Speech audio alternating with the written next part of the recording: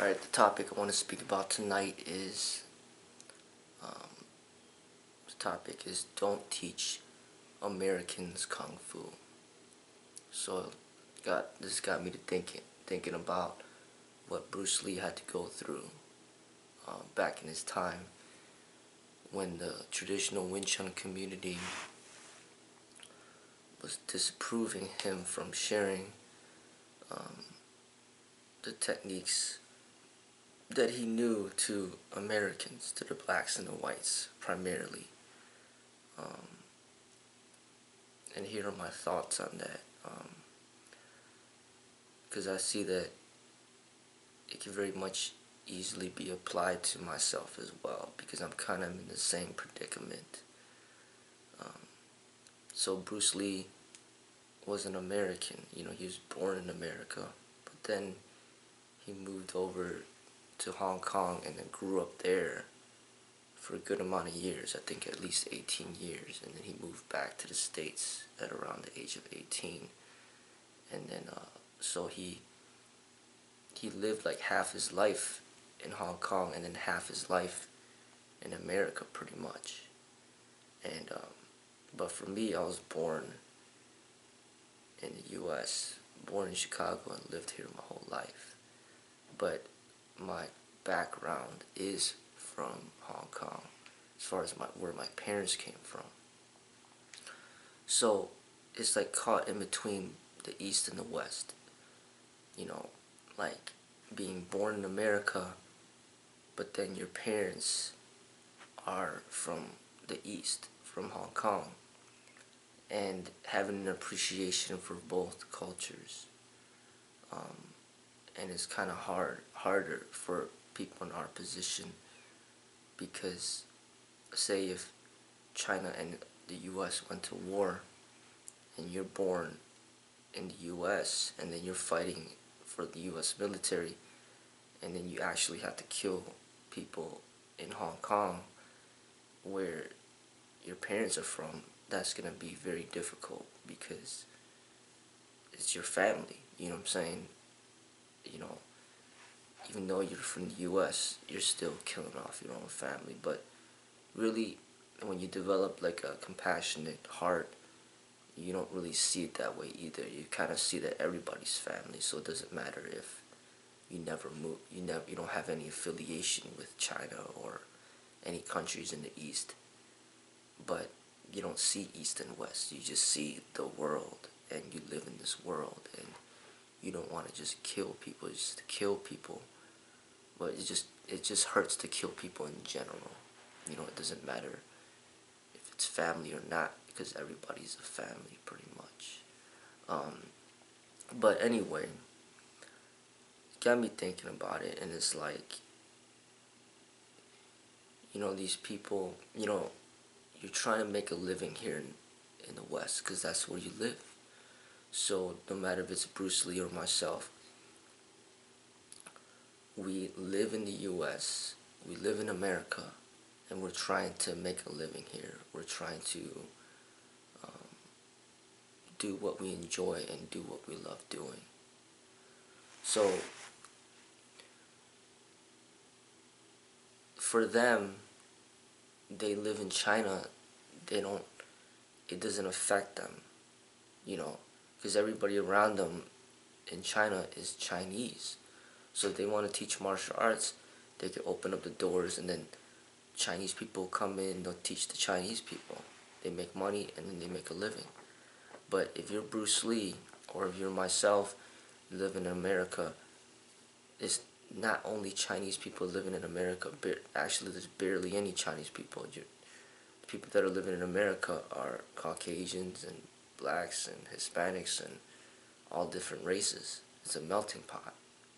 So you can't be like, oh, I can't teach you because you're not Chinese, because then you wouldn't even be able to make a living. You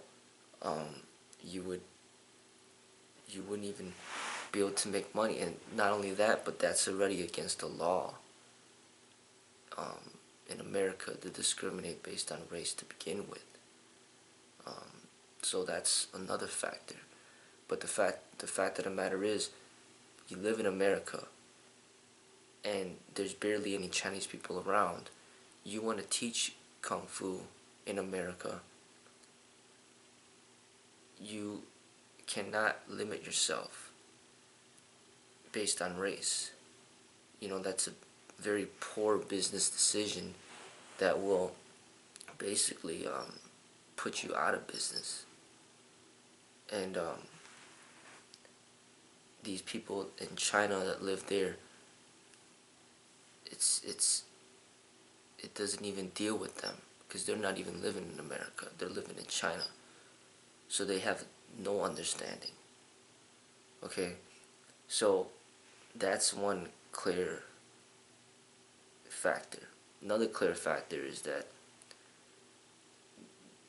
the Chinese people back then were afraid, oh, you know, these people are bigger than us, you know, they're stronger than us. You shouldn't be teaching them these techniques to bully us.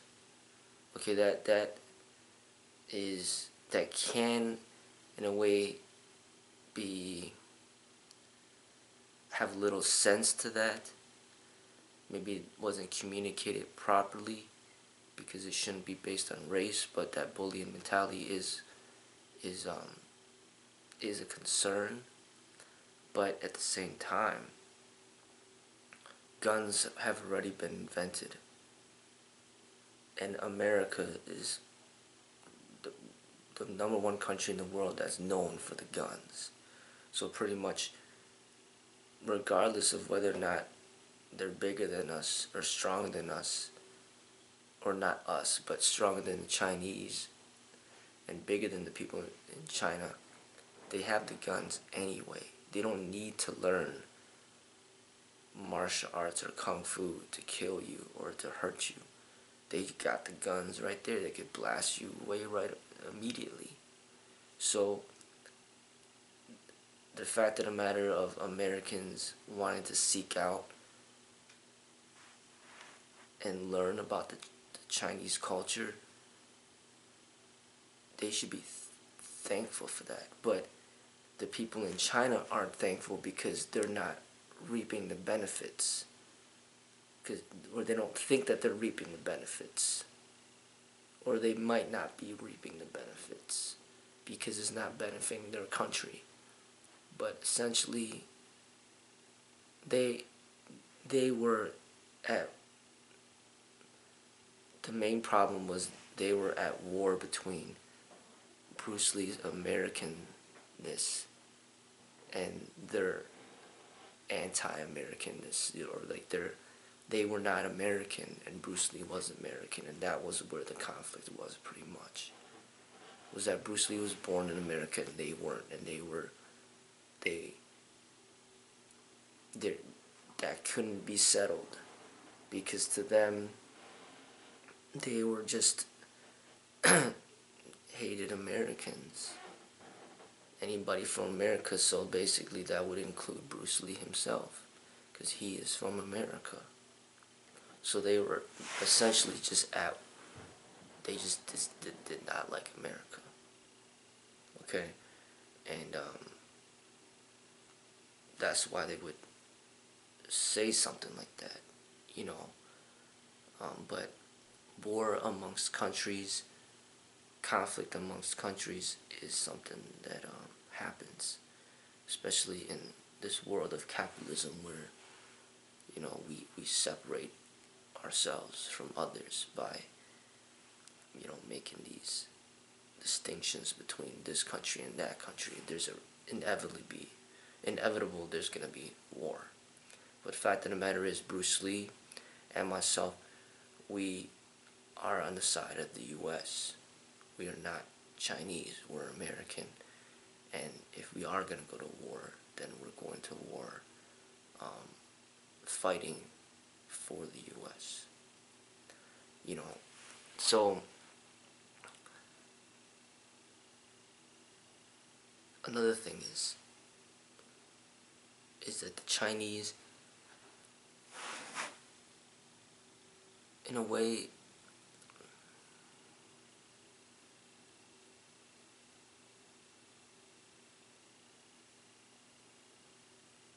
they could have dominated the US market in the martial arts industry if they played their cards right. If they played their cards right, like the way the karate people did it and the way the taekwondo people did it, they could have dominated the US market in the martial arts. But they didn't play their cards correctly, and they still are very much relatively unknown in the martial art industry here in America. But what they have succeeded in at a high rate is the food industry. Like, Chinese restaurants are extremely popular in America and it's booming. So like there's Chinese restaurants everywhere and that's where they make their money. But notice, Bruce Lee, you try to tell him, oh, we don't want you teaching martial arts to Americans, but you're welcome to work in a Chinese restaurant in America to make money. I mean, think of how much bullshit that is to him. His passion, his love is in teaching martial arts, and you're telling him he can't do that. He has to be a cook or a waiter. That's bullshit. But either way, if you're a cook, you're a waiter, you're still serving the Americans.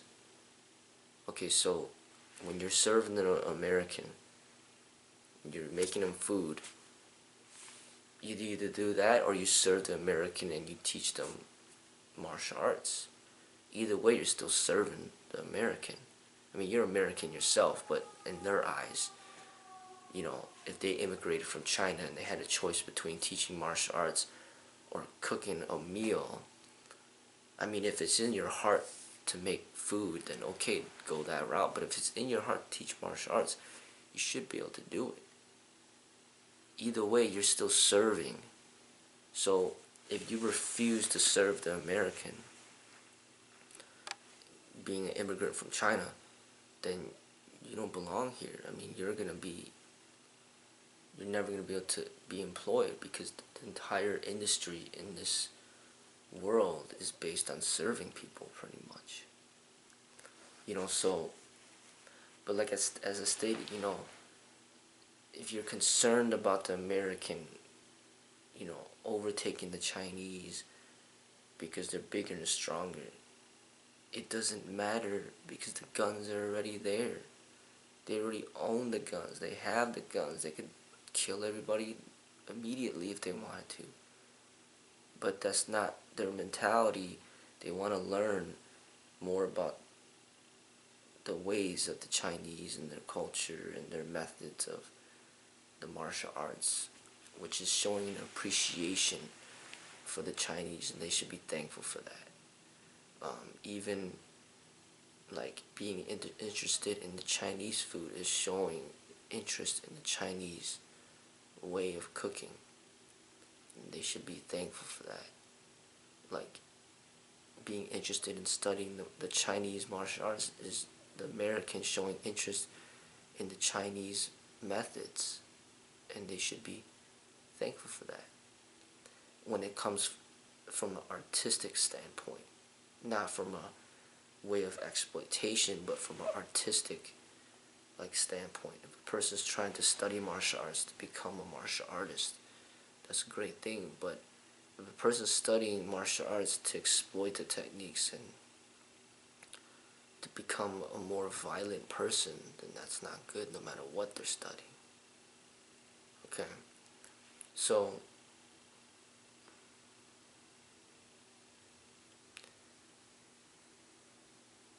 another thing is, the more the Americans are interested in the Chinese culture and Chinese martial arts, in a way, the better it is for the Chinese, because then there will be more Americans that will immigrate to China to learn in China, which boosts their economy. And then also, it can potentially provide more job opportunities for those in China to immigrate here to America to teach the martial arts. And it kind of works well for both. But because the Chinese did not, like, they didn't properly promote the martial arts to America. That's why everything's like Korean or Japanese here in America. Is all karate or it's all Japanese stuff or Korean stuff. You know, it's either the popular stuff here is like Taekwondo, you know, and karate. Those are the two main ones. The Chinese martial arts is just kind of like you can't really find it, you know, and they could have taken over the market, because really the Chinese martial arts is what started it all.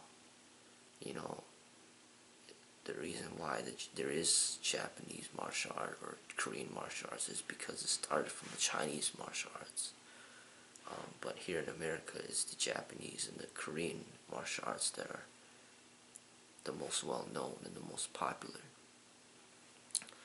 But, you know, as I stated, the Chinese dominates the restaurant industry. We compare the Chinese restaurants to the amount of Korean restaurants and the amount of Japanese restaurant, or the amount of Thai restaurants. You know, the Chinese just dominate the entire industry. But as far as the martial arts is concerned, I feel they're supposed to be dominating the martial arts industry as well. You know, I think it's important that they do, because their philosophy of life and their way of living and the way of the martial arts, it's integrated into the arts of which Americans need to learn from. I think a lot of the Japanese styles have corrupted the Chinese expression of the martial arts and made it too hard and too much yang and too much violence and ego and pride that really destroys the spirit of the martial arts, and that's pretty much why a lot of the Americans, they're not expressing the martial arts in the proper way, because they're not being taught properly. They're learning from these really hard Japanese styles that are encouraging them to be more violent and brutal. But I believe if more of the Chinese martial arts was available here in America, the Americans would be less violent in regards to their expression of the martial arts. If there's more Tai Chi schools, more Kung Fu schools, more Wing Chun schools, more Choi Li Fut schools, more Praying Mantis schools, more you know, Falun Gong, more just more of Wushu, you know, more of the drunken boxing schools. I mean, more of people like Bruce Lee, like Jeet Kune Do, more of that in America, then Americans would be better guided, and they would have a more balanced expression of the martial arts that is aimed towards more peace. I think it's essential that the Chinese martial arts, you know, it needs to develop a stronger reputation here in America, and you know, to better teach the Americans the real martial arts. I think that a lot of the Japanese styles are heavily corrupted. The only ones that I really see that may that may have a balance are maybe Aikido, that's well known and practiced, and maybe Judo.